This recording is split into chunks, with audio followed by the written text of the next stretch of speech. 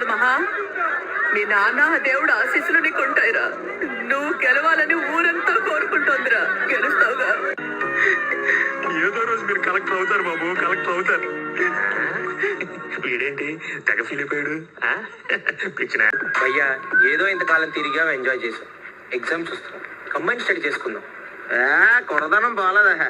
ఈ చదవడాలు పాస్ అవడాలు మన వల్ల ఈ పని కాదురా.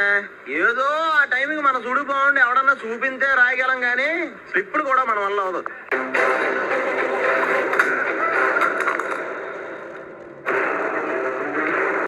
కొట్టానికి వాళ్ళు ఎవర్రా? అయితే గితే మేం కొట్టాలి అని నరికేస్తాం. గోడలన్నీ కడిగేసి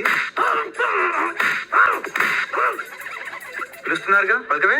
అదా మీరు కొట్టడానికి డిసైడ్ అయ్యర్రే. ఈ ఇన్స్టాల్మెంట్ టిప్స్ ఉందా? డైరెక్ట్ దేతడిచ్చారని భరించలేకపోతున్నాం బ్రో. డబుల్ పేమెంట్ ఇస్తానని ఆపేమని చెప్పండి.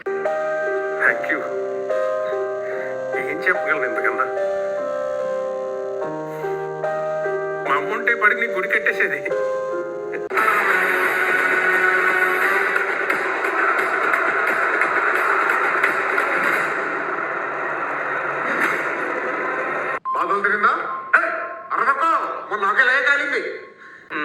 పాములు పట్టేవాడు పాము కాటికే పోయినట్టు కళావైద్యుడు కళావైద్యం వికటించి కాళ్ళు చేతులు పోగొట్టుకున్నాడు. మాకు నమ్మకం లేదురా, ఏమనుకో. భగవంతుడా.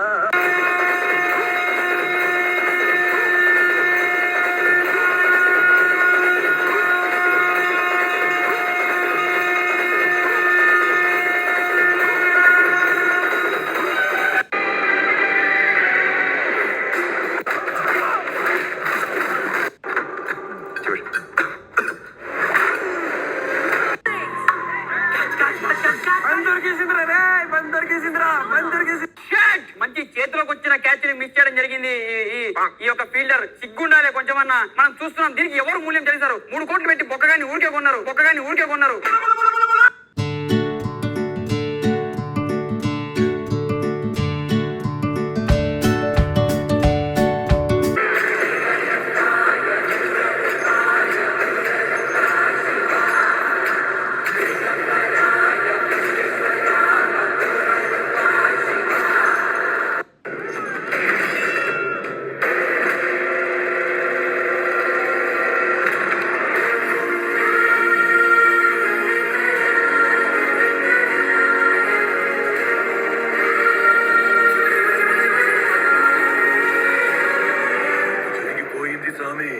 వాడిలో ఇప్పుడుంది నరుడు కాదు, శివుడు.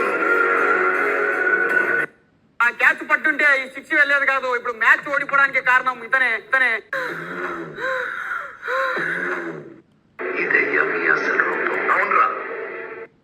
పెద్ద మనసుతో రోడ్డు గురించి కూడా ఒకసారి ఆలోచించు బాబు.